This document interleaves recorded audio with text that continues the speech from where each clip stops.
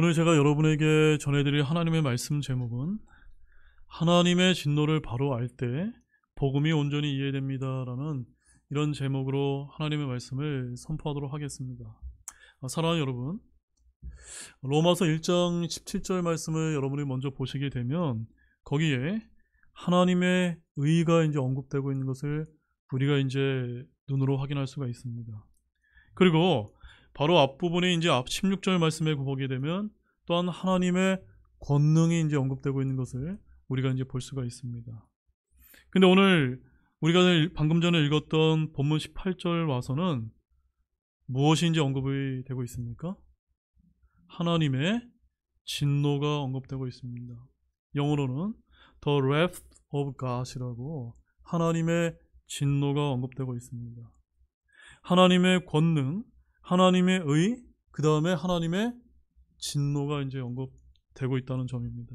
이렇게 우리가 로마서를 보게 되면은 이 로마서는 도초에서 하나님의 무엇인가에 대한 언급으로 가득 차 있는 책이다라고 여러분들이 먼저 이렇게 이해를 하시면 좋을 것 같습니다. 자, 그런데 오늘은 제가 이제 하나님의 진노에 관한 이런 말씀을 여러분들과 함께 나눠 이제 보기를 원합니다. 많은 분들이 복음을 듣고 구원받았을 때 하나님의 사랑이나 은혜를 이제 강조하곤 합니다. 그러나 사도 바울은 오히려 복음을 전함에 있어 하나님의 무엇을 강조하고 있습니까? 하나님의 진노를 강조하고 있다는 점을 우리는 주목할 필요가 있습니다. 자, 왜일까요, 여러분? 왜 그렇습니까? 그것은 바로 우리가 복음을 온전히 이해하기 위해서는 바로 하나님의 진노를 알아야 되기 때문인 것입니다. 그럼 오늘 말씀을 통해 저와 여러분이 하나님의 진노를 바로 알고 우리에게 주어진 예수 그리스도의 복음이 얼마나 귀한지 깨닫게 되는 그런 귀중한 시간이 되시기를 주님의 이름으로 소원합니다. 자, 그럼 본문의 말씀을 좀 보겠습니다. 먼저 첫 번째는 죄에 임하는 하나님의 진노를 바로 알아야만 복음이 온전히 이해될 수 있다는 점입니다. 자, 본문 18절 말씀 함께 보겠습니다. 하나님의 진노가 불의 안에서 진리를 붙잡아 두는 사람들의 하나님을 따르지 않는 모든 것과 불의를 대적하여 하늘로부터 계시되었나니. 자, 18절 말씀을 보게 되면 사도 바울은 하나님의 진노가 불의 안에서 진리를 붙잡아 두는 사람들의 하나님을 따르지 않는 모든 것과 불의를 대적하여 어디로부터 계시되었다고 말씀하고 있습니까? 하늘로부터 계시되어 나타났다라고 이렇게 말씀을 하고 있는 것입니다. 이는 복음이 하나님의 의가 계시된다고 하는 그런 17절 말씀과 아주 묘하게 대조를 이제 이루고 있다는 점입니다. 여러분 한번 느끼셨습니까? 17절 말씀에 뭐라고 기록되어 있습니까? 복음에는 하나님의 의가 믿음에서 믿음까지 계시되어 있나니 라고 이렇게 17절 말씀에서는 하나님의 의가 계시되고 있다라고 복음을 강조하고 있고, 여기 이제 18절 말씀에서는 무엇을 강조하고 있는 것입니까? 하나님의 진노를 이제 묘하게 대조해서 말씀해주고 있는 것입니다. 여러분, 17절 말씀에 계시되는 하나님의 의는 바로 공로 없는 이런 저와 여러분에게 입혀주시는 하나님의 의를 이제 가리키는 것입니다. 하나님의 사랑, 하나님의 긍휼, 하나님의 은혜로 이해해도 무방합니다. 근데 왜 갑자기 사도 바울이 하나님의 진노를 여기서 언급하고 있는지 여러분 이해가 되십니까? 그것은 바로 사랑만 말해서는 사랑의 진가를 알 수 없기 때문인 것입니다. 무슨 말씀이냐면 여러분들이 빚을 많이 졌다고 한번 생각해 보십시오. 많은 부채를 졌는데 그런 많은 부채를 탕감받아 본 경험이 없는 사람이 무엇을 이해할 수 없습니까? 빚을 탕감받은 그런 은혜를 잘 모르는 것과 똑같은 것입니다. 그러므로 우리가 복음의 진수를 바로 온전히 알기 위해서는 반드시 범죄한 인류에게 임했던 하나님의 진노를 제대로 이제 우리가 깨달아 알아야 되는 것입니다. 이것을 모르게 되면 냉정한 의미에서 복음의 진술을 접했다라고 말할 수 없기 때문인 것입니다. 그런데 이 말씀 가운데 우리가 가장 주목해야 될 표현이 바로 사람이란 점입니다. 바울은 앞에서 16절 말씀에서 뭐라고 이제 이야기를 했냐면 거기 이렇게 기록되어 있습니다. 이는 그 복음이 믿는 모든 자에게 구원을 주시는 하나님의 권능이기 때문이라. 먼저는 유대인에게요. 또한 그리스인에게로다. 유대인은 유대인을 가리키는 거고 그리스인은 누구를 이제 지칭하는 겁니까? 저와 여러분과 같은 이방인을 이제 가르쳐 주는 것입니다. 따라서 복음은 사람을 차별합니까? 안 합니까? 차별하지 않는다라고 여기 16절에서 말씀을 하고 있는 것입니다. 즉 유대인과 이방인을 가리지 않습니다. 그런데 바로 그와 같은 똑같은 원리로 하나님의 진노 역시도 어떨까요? 사람을 가립니까? 안 가립니까? 가리지 않는다는 점입니다. 자, 실제로 보십시오. 여러분, 유대인이 뭐라고 불렸습니까? 유대인은 하나님의 선민이라고 이렇게 불리지 않았습니까? 그런데 선민이라고 해서 하나님께서 그들의 죄를 눈 감아 주셨습니까? 천만의 말씀이요. 이스라엘의 역사, 즉 성경의 역사는 솔직히 말하면 선민 이스라엘의 범죄를 얼룩진 그런 역사가 아닙니까? 범죄를 얼룩지고 하나님으로부터 어마어마하게 진노를 받은 그런 역사가 낱낱이 기록된 것이 성경 아닙니까? 성경을 구석구석 잘 한번 읽어보십시오. 이스라엘이 하나님의 진노를 받지 않은 때가 있었습니까? 없었습니다. 이스라엘 백성들은 역사가 시작된 때로부터 망할 때까지 끝없이 하나님께 범죄를 저질렀고 그 결과로 하나님의 진노를 받았던 것입니다. 그리고 2000년 전 이스라엘이 팔레스타인에게서 완전히 사라진 것도 결국은 범죄와 하나님의 진노에 따른 것이라는 점입니다.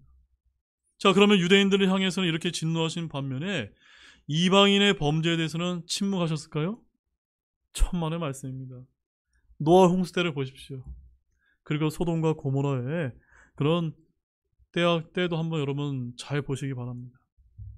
대연서에 나타난 이방 민족들의 멸망에 대한 선포들도 한번 여러분 잘 보시기 바랍니다. 아무리 막강했던 그 이방의 제국이라 할지라도 일거에 넘어진 역사들을 한번 바라보십시오. 이 모든 것들이 어김없이 보여주는 것이 무엇입니까? 바로 죄가 있는 곳엔 무엇이 있을까요? 하나님의 진노가 임한다는 것입니다. 과거만이 아닙니다. 그것은 현재도 일어나는 일이고 미래에도 일어나게 될 것이라는 점입니다. 영원한 하나님의 법칙인 것입니다. 왜 사도 바울이 복음을 전하지 않으면 안 되는지 여러분 이해가 되십니까? 왜 그가 그토록 유대인과 이방인, 그리스인이나 야만인을 가리지 않고 복음을 전했던 것일까요? 바로 이와 같은 하나님의 진노가 사람을 가리지 않고 죄가 있는 곳에 임하기 때문이었던 것입니다. 마태복음 3장 7절 말씀 한번 찾아보실까요? 마태복음 3장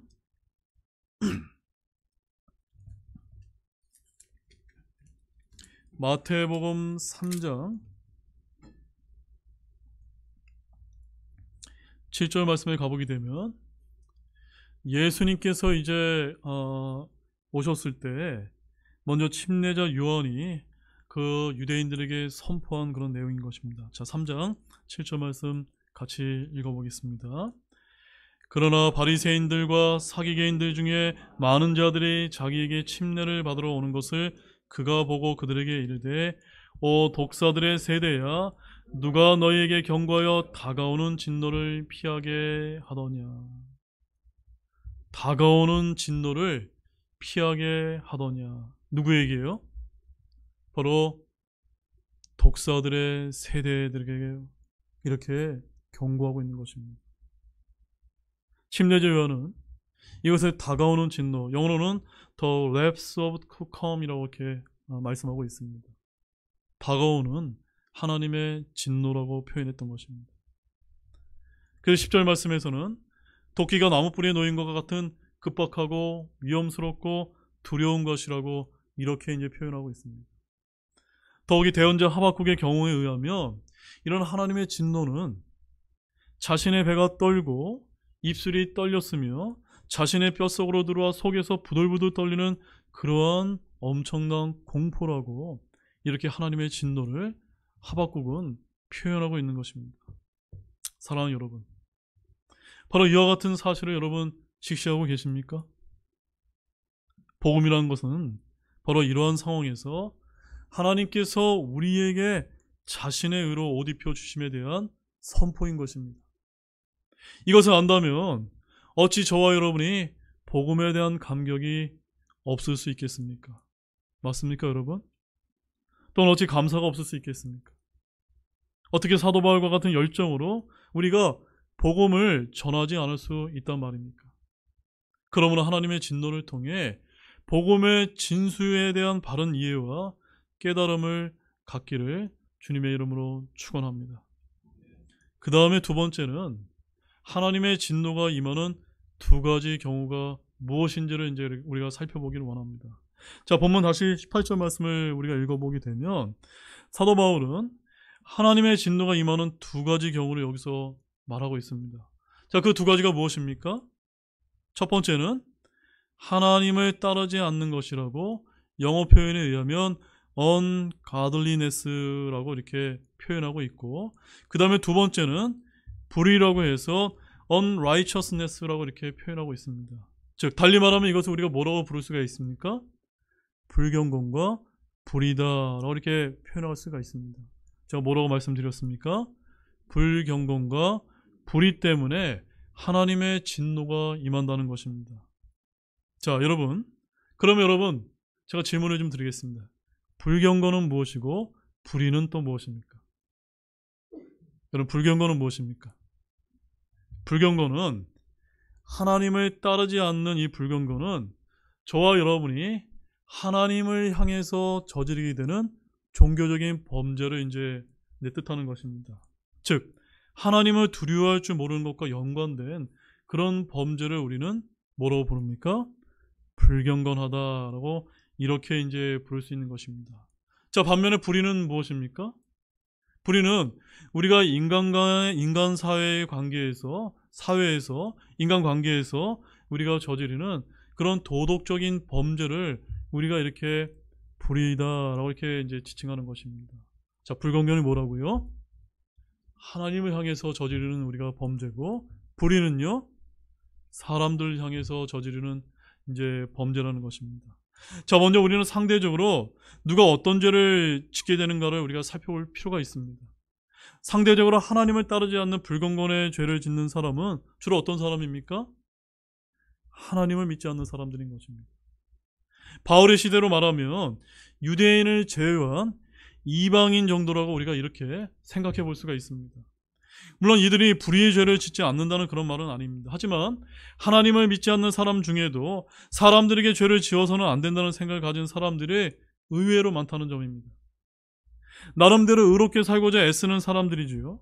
그런 사람일수록 하나님을 따르지 않는 불경건은 죄로 생각합니까? 안 합니까? 생각하지 않는다는 점입니다. 하지만 그것이 죄가 아닐까요? 아닙니다. 성경이 이러한 죄에 대해서 다음과 같이 경고하고 있다는 점입니다. 자, 베드로후서 3장 11절에서 12절 말씀 한번 찾아보십시오. 베드로후서 3장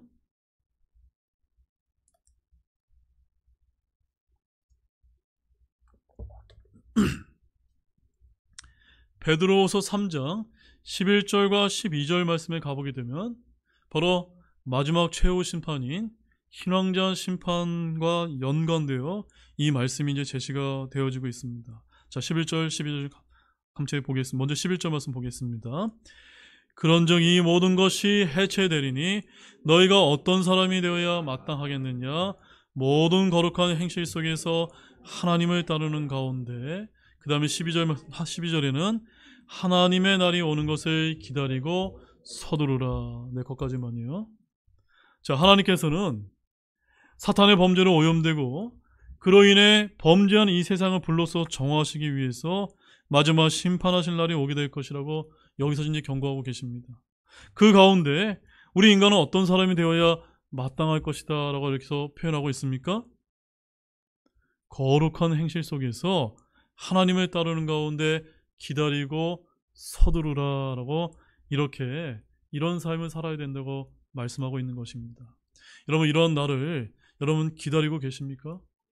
또는 서두르고 계십니까?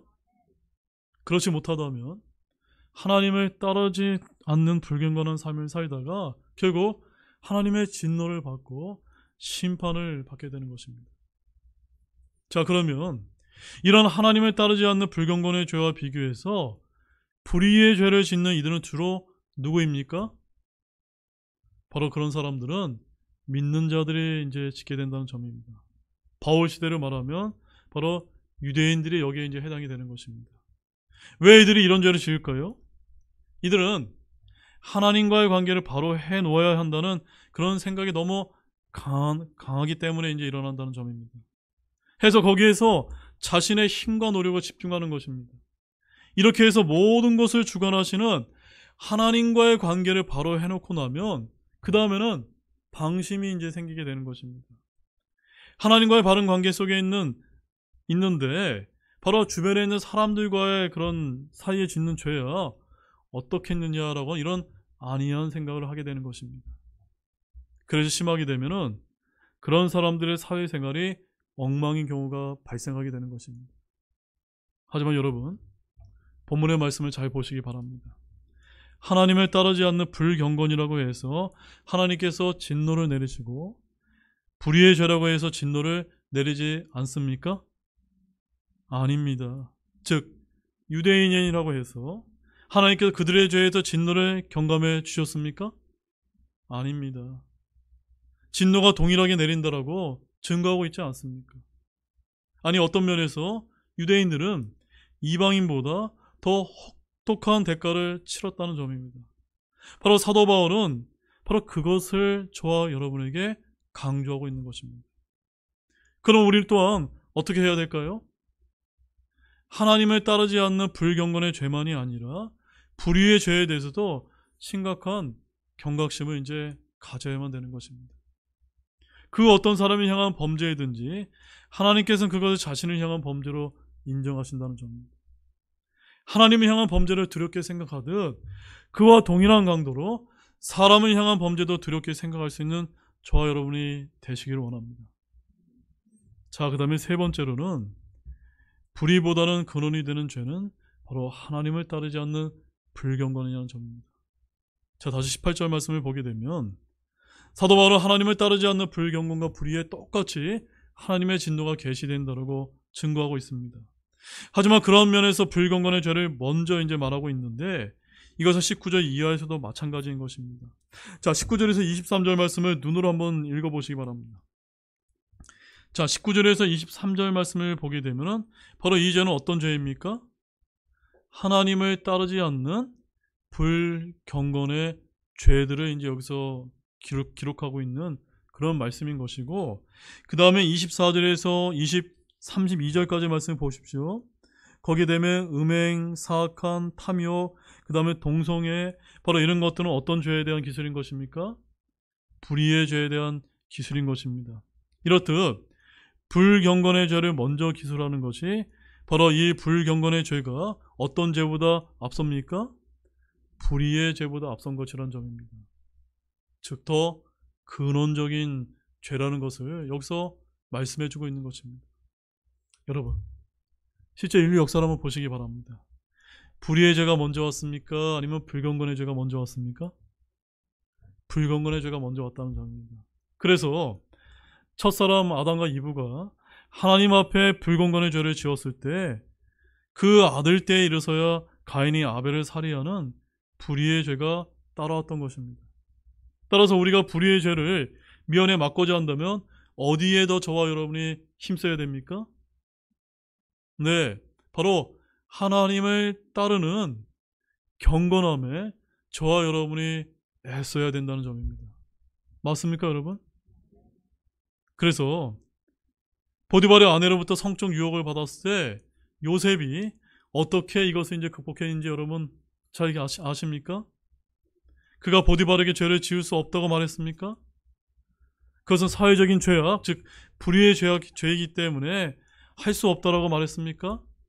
아닙니다. 자, 우리 창세기 39장 9절 말씀을 보십시오. 자, 창세기 39장 9절 말씀에 가보게 되면 우리가 이 세상에서 살아가면서 불의의 죄를 지을 때 왜 우리가 불경건의 죄를 더욱더 주목을 해야 되는지 여기에 이제 요셉의 고백을 통해서 우리가 발견할 수가 있습니다. 자, 창세기 39장 9절 말씀을 보시기 바랍니다. 함께 읽겠습니다. 이 집에는 나보다 더 큰 자가 없고 주인이 당신 외에는 아무것도 내게 금하지 아니하였으니 이는 당신이 그의 아내이기 때문이니 그런즉 내가 어찌 이 큰 악을 행하여 하나님께 죄를 지을 수 있으리까 하니라. 여러분 잘 보십시오. 지금 요셉이 보디발의 아내로부터 이런 간음의 죄, 음행의 죄에 유혹을 받고 있었는데 이런 죄의 유혹이 왔을 때 누구를 의식했습니까? 하나님을 의식했다는 겁니다.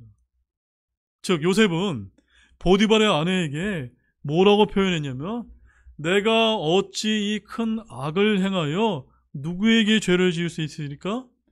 하나님께 죄를 지을 수 있으리까? 라고 답한 그런 부분에 저와 여러분이 주목을 해야 된다는 것입니다. 여러분이 인간관계에서 여러 가지 불의의 죄를 지으려고 할 때 누구를 의식해야 된다는 겁니까? 하나님을 의식해야 된다는 겁니까?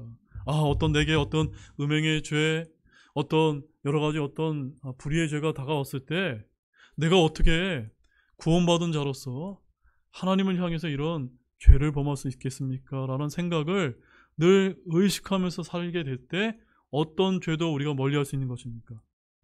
불의의 죄까지 멀리할 수 있게 된다는 것을 우리가 이 요셉을 통해서 우리가 발견하게 되는 것입니다. 즉 요셉의 자기 행실의 기준은 사회 풍조에 있었던 것이 아닙니다. 사회 도덕이나 법이 아니었던 것입니다. 그의 모든 행실의 기준은 어디에 있었습니까?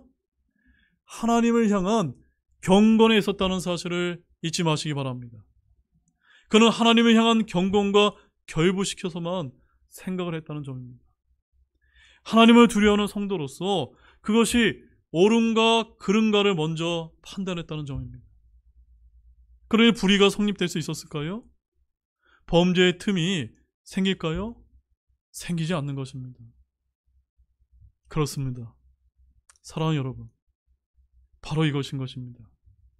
우리가 정말 하나님을 따르고자 하는 하나님을 향하여 경건한 믿음 생활을 하고자 애쓴다면 이 사회와 관련된 불의의 죄 역시 짓지 않을 수 있다는 것입니다. 그래서 우리 예수님께서도 한 율법사가 자신에게 찾아와서 물었을 때 뭐라고 여러분 답변하신지 여러분 기억나십니까? 그 말씀도 한번 보실까요? 마태복음 22장 37절 38절 말씀입니다. 마태복음 22장 37절 38절 말씀입니다. 자, 39절 말씀에 가보게 되면 둘째 명령을 예수님께서 말씀하시면서 그때 내 이웃을 내 자신과 같이 사랑하라 라고 얘기하면서 우리 주변의 인간관계를 어떻게 해야 되는지 이웃사랑에 대해서 강조를 하신 바가 있는데 그것보다 첫 번째 명령이 무엇인지 37절과 38절에서 말씀하고 있는데 함께 읽어보겠습니다. 예수님께서 그에게 이르시되 너는 내 마음을 다하고 혼을 다하고 생각을 다하여 주 내 하나님을 사랑하라. 이것이 첫째가는 큰 명령이요. 자, 여기서 강조점이 어디에 있습니까? 바로 하나님을 향한 경건의 밀도에 있다는 것입니다. 제가 뭐라고 표현했습니까? 하나님을 향한 저와 여러분의 경건함의 밀도에 달려있음을 주님께서 표현하고 있는 것입니다. 하나님을 사랑하고 경건을 유지하되 흉내내는 차원에 머물러서는 안 됨을 강조하고 있는 것입니다. 온 존재와 힘과 생명을 다해서 누구를 사랑해야 된다는 말씀입니까? 하나님을 사랑하게 될 때 우리가 이 주변에서 짓는 여러 가지 불의의 죄 역시도 짓지 않을 수 있음을 말하고 있는 것입니다. 그러면 여러분, 정말로 이러한 경건한 자세로 저와 여러분이 하나님을 사랑하게 된다면 사회적으로 용인되는 사소한 작은 죄라 할지라도 우리가 멀리할 수 있음을 기억하길 원합니다. 그런 본문의 말씀을 통해 과연 나는 하나님을 향한 얼마나 경건의 밀도가 되는지를 여러분 재점검하시기 진실로 바랍니다. 그 다음에 이제 네 번째는 한번 따라해 보시기 바랍니다. 변명은 타락한 인간의 특징적인 언어입니다. 자, 19절에서 20절 말씀 보십시오. 함께 읽어보겠습니다. 이는 하나님은 알만한 것이 그들 속에 분명히 드러나 있기 때문이라. 하나님께서는 그것을 그들에게 보이셨느니라. 그분의 보이지 아니하는 것들 곧 그분의 영원하신 권능과 신격은 세상의 창조이로 분명히 보이며 만들어진 것들에 의해 이해될 수 있으므로 그들이 변명할 수 없느니라. 자, 19절에서 20절 말씀을 보면 여기서 주목할 단어는 변명입니다. 영어 킹제임스 성경에 의하면 excuse입니다. 사도 바울은 먼저 하나님은 알만한 것이 불의로 진리를 맡는 사람들 속에 분명히 드러나 있다라고 하였습니다. 자, 그것을 하나님께서 그들에게 보이셨다고 하였는데 창세로부터 하나님의 보이지 아니하는 영원하신 권능과 신격을 모든 만물에 분명히 보여주셨다는 말도 하고 있습니다. 여러분, 사도 바울이 왜 여기서 이런 말을 하고 있을까요? 그 이유는 바로 단 하나 사람들이 무엇을 하기 때문입니까? 변명을 하기 때문인 것입니다. 자, 생각해 보십시오. 이들이 정상적인 사람이요 의롭게 사는 이들이라면 어떻게 할까요? 당연히 하나님의 진노를 살만한 하나님을 따르지 않는 불경건과 불의를 행하지 않게 될 것입니다. 또 설령 실수로 죄를 범했다 하더라도 어떻습니까? 구구한 변명은 늘어놓지 않을 것입니다. 자, 다윗을 한번 생각해 보십시오. 그는 나단 대언자가 와서 자기의 죄를 적나라하게 지적했을 때 전혀 변명을 늘어놓지 않았습니다. 그 자리에서 자신의 죄악을 실토했습니다. 바로 그러한 것입니다. 하지만 성경이 증거하는 바 이미 범죄하고 성품받아 그릇된 이들을 한번 바라보시기 바랍니다. 결코 이들은 자기의 죄악됨을 순순히 실토하고 넘어가는 법이 있습니까? 없습니다. 아담 같은 경우는 어땠습니까? 하나님께서 주신 사랑하는 아내인 이브에게 모든 책임을 전가하지 않았습니까? 아론은 어땠습니까? 이스라엘 백성들에게 책임을 돌리지 않았습니까? 또한 사울은 어땠습니까? 문제가 생길 때마다 변명거리를 여기저기서 잘도 찾지 않았습니까? 또한 하늘의 왕국 잔치에 초대받고도 응하지 않은 이들 역시도 다 나름대로 변명을 하고 있지 않습니까? 그 말씀 한번 보겠습니다. 우리 누가복음 14장 18절에서 20절 말씀입니다. 누가복음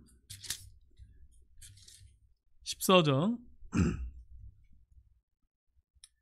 18절에서 20절 말씀에서 예수님께서 큰 잔치 비유로 이제 말씀을 하시면서 여기서 이제 어떤 이제 좋은 교훈을 말씀하고 이제 한번 읽어보도록 하겠습니다. 함께 읽어보겠습니다. 그들이 다 하나같이 변명하기 시작하여 첫째 사람은 그에게 이르되 나는 땅 한 구획을 샀으므로 반드시 가서 그것을 보아야 하니 원하건대 내 사정을 양해하라 하고 다른 사람은 이르되 나는 소 5겨리를 사서 그것들을 시험하러 가니 원하건대 내 사정을 양해하라 하며 다른 사람은 이르되 나는 장가 들었으니 그래서 갈 수 없노라 하므로. 여러분, 이 말씀을 보니까 여러분 어떻습니까?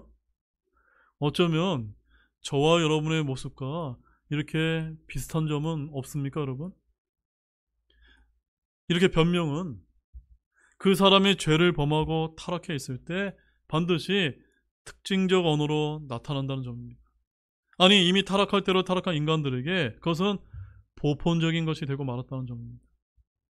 그래서 혹자는 변명은 인간의 생리다라고 이렇게 이제 표현한 바가 있습니다. 타락한 인간의 특징적인 언어가 보편화되었다는 것을 말해주는 것입니다. 이 사회에서 범죄를 저지르고 빠져나가기 위해 둘러대는 변명들을 한번 생각해 보시기 바랍니다. 참으로 기가 막히지 않습니까? 실제 얼마나 많은 죄인들이 법망을 교묘히 빠져나가 법을 비웃고 사법당국을 조롱하고 국민들을 우롱하고 있습니까? 하지만 여러분, 본문을 보십시오. 사도 바울의 결론이 무엇입니까? 변명으로 사람들을 속일 수 있다 할지라도 누구는 속일 수 없습니까? 하나님만은 우리가 속일 수 없다는 것을 여기서 바울이 강조하고 있는 것입니다. 하나님께서는 미리미리 보여주시고 알게 하시고 계시해 주셔서 어떤 변명도 우리 타락한 인간들이 되지 못하게 해서 하나님의 진노를 피해갈 수 없게 해 주신다는 것입니다. 이것은 매우 중요한 사실입니다. 실로 두렵지 않습니까? 하나님의 진노는 어김이 없습니다. 오차도 없습니다. 정확하게 사람들의 불경건과 불의의 죄를 찾아내어서 엄중하게 내리신다는 사실을 잊지 마시기 바랍니다. 그렇다면 이제 우리는 어떻게 해야 될까요? 전혀 쓸모없는 변명이나 찾으시겠습니까? 아니면 변명하지 않도록 하나님을 따르지 않는 우리의 불경건과 불의를 미리 고치시겠습니까? 아니, 이렇게 변명할 수 없는 인간임을 절감하기 때문에 주 예수 그리스도를 구세주로 인정하시고 오직 주님만을 붙잡고 사는 신실한 성도가 되시겠습니까? 현명한 모두가 되시기를 진실로 소망합니다. 그 다음에 5번째로는 사람은 아무도 자신의 믿지 아니함을 변명할 수 없다는 점입니다. 자, 본문 20절 말씀의 끝부분을 보시게 되면은 여기에 이런 이제 흥미로운 말씀이 있습니다. 자, 사도 바울이 뭐라고 얘기하냐면 그들이 변명할 수 없느니라라고 이렇게 이제 표현을 하고 있습니다. 무엇을 변명할 수 없단 말입니까? 하나님을 따르지 않는 불경건한 자에 대한 하나님의 진노와 관련해요 그들이 변명하지 못하게 될 것이라는 점입니다. 다시 말해서 불경건한 자들이 그들이 믿지 아니함으로 인해 하나님의 진노를 당하게 될 때 하나님께서 계신 줄 몰랐다는 변명은 누구 앞에서는 통하지 않는다는 것입니까? 하나님 앞에 서게 됐을 때는 결단코 통하지 않게 될 것이라는 말씀입니다. 바울은 그 이유를 19절과 본절에서 2가지로 이제 제시를 하고 있는데, 자, 먼저 19절 말씀을 보시면 바울은 믿지 않는 불신자들이 하나님의 진노 앞에서 변명할 수 없는 첫 번째 이유로 하나님께서 하나님을 알만한 것들을 그들 속에 보이셨기 때문이라고 말씀하고 있습니다. 자, 말하자면 하나님께서 사람을 창조하실 때 그들 속에 하나님을 알아볼 수 있는 본성을 심어 놓아 주셨다는 것입니다. 창세기 1장 26절 말씀에 가보게 되면 이런 말씀이 있습니다. 하나님께서 이르시되 우리가 우리의 형상대로 우리의 모양을 따라 사람을 만들어 라고 하는데 여기 우리는 누구이십니까? 바로 삼위일체 되신 하나님을 말하고 있는데 저 인간은 하나님의 삼위일체 형상과 모양을 따라 창조되었다는 것입니다. 인간은 하나님의 계심과 그분의 어떠하심을 알 수 있다는 것입니다. 사람들은 자기 혈육을 처음 만날지라도 직감적으로 알아봅니다. 저도 이런 부분에 하나 경험이 있는데 제가 한 30년 전에 그 이제 해군 군함을 타고 처음으로 제가 이제 호주 시드니항을 이제 방문한 적이 있습니다.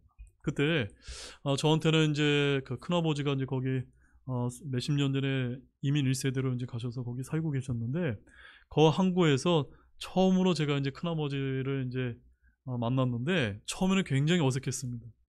근데 얼마 안 가서 우리 아버지하고 똑같으시네 라고 하는 것을 제가 느꼈고 큰아버님도 저를 그렇게 이제 표현하시면서 정말 혈육이 정말 피가 이렇게 아주 진한 것이구나 라는 것을 제가 이제 느꼈던 적이 있습니다. 바로 왜 이런 일이 발생합니까? 본능적으로 끌리는 것입니다. 마찬가지로 우리 역시도 하나님의 형상으로 창조되었기 때문에 우리 인간 역시도 본능적으로 본성적으로 누구를 이제 알 수 있는 것입니까? 하나님을 알 수 있다는 것입니다. 여러분 여기 인정하십니까? 다음으로 20절 말씀을 보게 되면은 바울은 믿지 않는 자들이 하나님의 진노 앞에서 변명하지 못한다는 두 번째 이유를 여기서 설명하고 있습니다. 바로 하나님께서 창조 이후로부터 그분의 보이지 아니하는 것들, 그분의 영원하신 권능과 신격이 분명히 만든 모든 것들에 보여서 깨닫게 된다라고 표현하고 계신 것입니다. 여러분 요한일서 5장 7절 말씀 보십시오. 여러분 매우 잘 아시는 말씀이죠.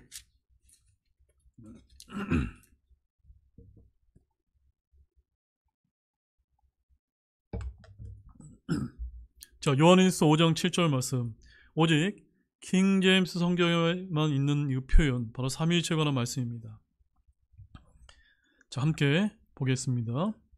하늘에 증언하시는 세 분이 계시니 곧 아버지와 말씀과 성령님이시라. 또 이 세 분은 하나이시니라. 아멘이시죠? 네. 아버지 하나님, 말씀 하나님이신 예수님, 바로 성령님, 이 세 분이 하나이신 삼위일체에 관한 말씀인 것입니다. 이것이 바로 이 삼위일체가 바로 오늘 로마서 1장 20절에는 뭐라고 표현했냐면 그것을 신격이다라고 표현한 것입니다. Godhead, 이 Godhead가 바로 삼위일체를 표현하는 것입니다.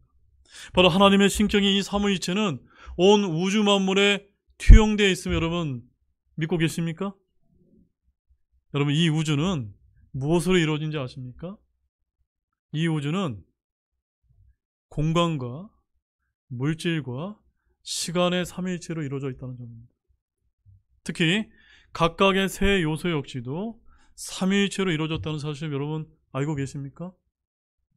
그래서 미국의 창조과학회 회장이었던 헨리 모리슨 박사님이 이렇게 이제 설명한 바가 있습니다.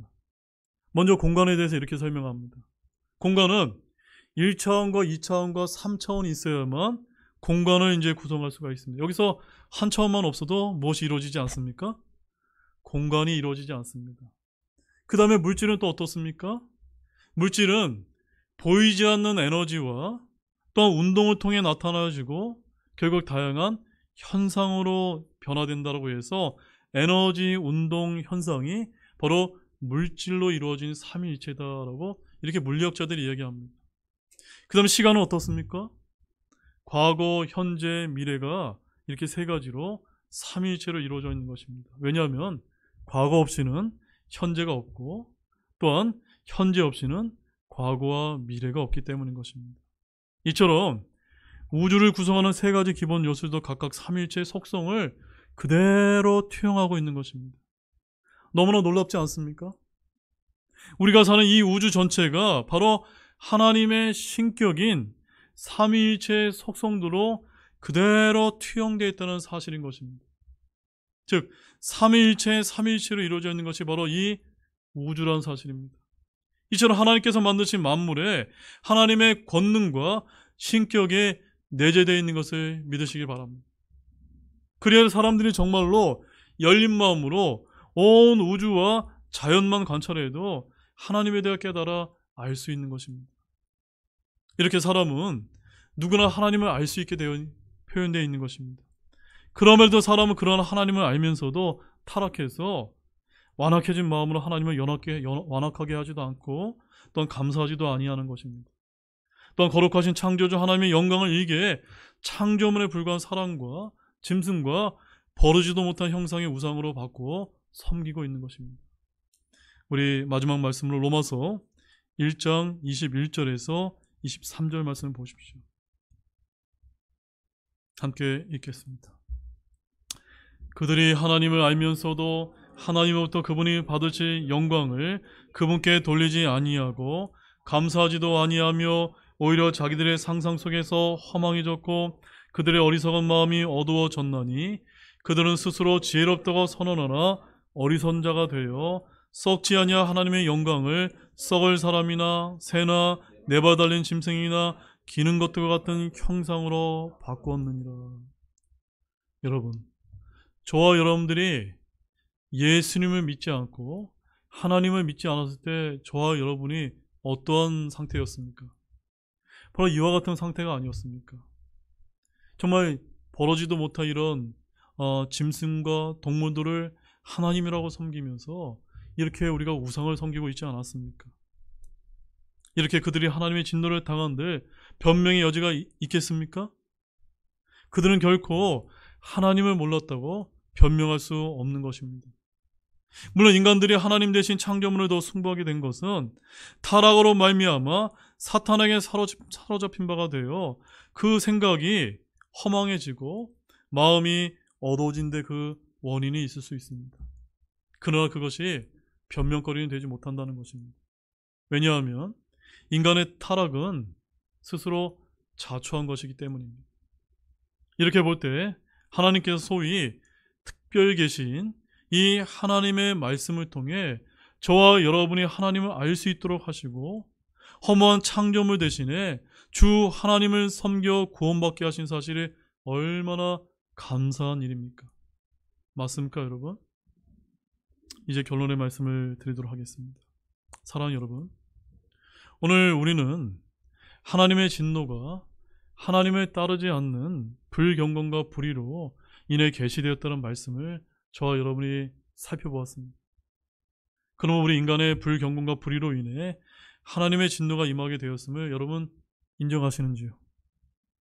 그렇다면 우리는 더는 변명할 수 없음을 깨닫고 겸손하게 주 앞에 무릎 꿇고 나아오시기를 바랍니다. 우리의 불경건과 불의의 죄로 말미암아 임하는 하나님의 진노를 저와 여러분이 바로 알고 바로 깨닫게 될 때 우리에게 주어진 복음이 얼마나 귀한지 우리가 이해할 수 있게 되는 것입니다. 그리고 주 예수 그리스도께 나아오시고 무릎 꿇기를 바랍니다. 다 같이 일어나시겠습니다.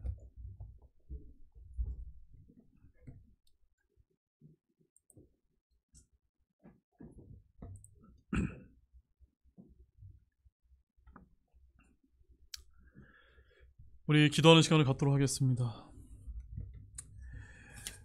오늘 말씀은 우리가 하나님의 진노를 바로 알게 될 때 복음이 온전히 이해된다고 하는 그런 말씀을 전해드렸습니다. 물론 우리는 이 자리에 있는 대다수의 우리 형제자매님들은 다 예수님의 복음을 깨닫고 구원받은 분들이 맞습니다. 그러나 여전히 우리가 구원받았다는 데에만 안심하고 하나님의 진노를 우리가 기억하지 못한다면 우리는 구원받았음에도 불구하고 여전히 또한 불경건과 불의의 죄 가운데 허덕이면서 정말 하나님의 그 징계를 우리가 피하지 못하게 될 수 있다는 점입니다. 우리가 이런 것을 기억하면서 오늘 이 로마서 1장에 나와 있는 사도 바울의 말씀처럼 하나님을 향한 불경건과 이 불의의 죄를 우리가 짓지 않도록 늘 하나님의 진노를 우리 가슴에 새길 수 있게 해달라고 기도할 수 있는 저와 여러분들이 되기를 원합니다. 기도하시겠습니다.